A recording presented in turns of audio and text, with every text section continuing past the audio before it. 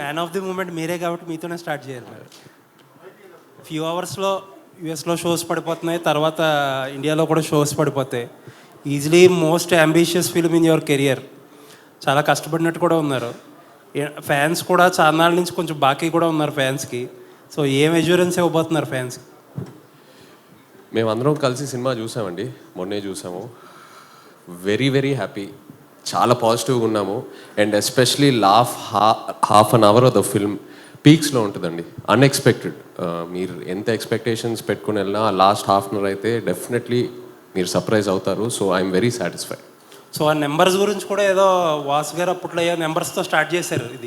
ఈ cinema ప్రమోషన్సే నెంబర్స్తో start చేశారు, 100 crores అది ఇది అని. సో ఇప్పుడు మీరు ఒక మాట చెప్తే బాగుంటుంది. నా నంబర్స్ చెప్పమంటారా కలెక్షన్స్? అదే మీకు టార్గెట్ ఒక ప్రామిస్ ఉంటుంది కదా. అది వాసు చెప్పినాయండి. ఓకే. అండ్ సాయి పల్లవి గారిని భయపెట్టేశారా ఏంటి? మొన్న ఒక ఇంటర్వ్యూ చూసా, టార్గెటెడ్ క్యాంపెయిన్స్ ఉంటాయి, నెగిటివిటీ ఉంటుంది అని చెప్పి ఆవిడని మోటివేట్ చేశారంట.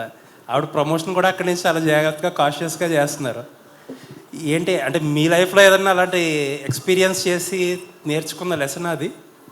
లేదండి, అలా ఏం లేదు. తను మామూలుగా కొన్నిసార్లు ఎక్కువ ఆలోచిస్తుంటుంది, నేను కూడా అలాగే ఆలోచిస్తుంటాను. బట్ చెప్తూ ఉంటాను, don't think too much, just go with it.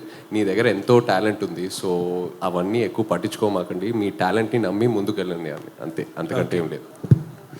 Chaitanya గారు, ఈ సినిమా గురించి చాలా పబ్లిసిటీ కంటే అంతా బాగా వచ్చింది. కానీ నాగార్జున గారి నుంచి ఎక్కడ ఒక బయట కానీ ఏది ఇంకా రాలేదు. ఆయన చూసారా సినిమా? ఏంటి ఆయన ఒపీనియన్? నాన్నగారు సినిమా చూశారు, ఆల్రెడీ డిస్కషన్ జరిగింది. సక్సెస్ మీట్కి నాన్న డేట్స్ కనుక్కుంటున్నాను. సో సక్సెస్ మీట్ ఎప్పుడైతే ప్లాన్ చేస్తున్నామో నాన్ని తీసుకెళ్దామని. అరవింద్ గారు,